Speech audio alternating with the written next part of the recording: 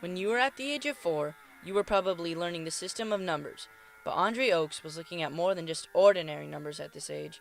He was looking at the numbers that reached up to 170 on his PW50 Yamaha motorbike.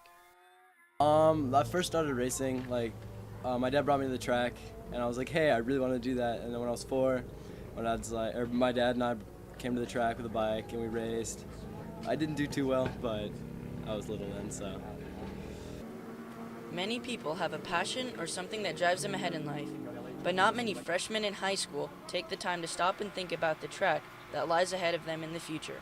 So we asked Andre about his view on racing. It means everything to me, pretty much.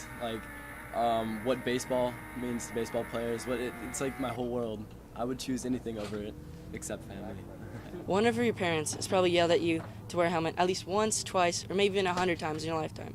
But this simple piece of headgear couldn't keep Andre on the track. So in the meantime, he found himself dreaming about riding rather than riding in reality. It was basically right off the start, and I didn't even make it to turn 1. I was trying to pass 2 people into turn 1, or in between them, and one guy moved over and clipped my front wheel, and knocked the bars out of my hand. And I tried to grab a hold of them, but I couldn't. I was falling off the bike, and when the bike hit the wall, I got pinched in between the bike and the wall, and I bounced up on top of the wall, slid on top of the wall, hit a spectator, and flew back onto the track.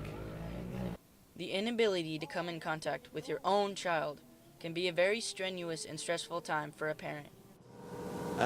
It was, I have to admit, it was very scary.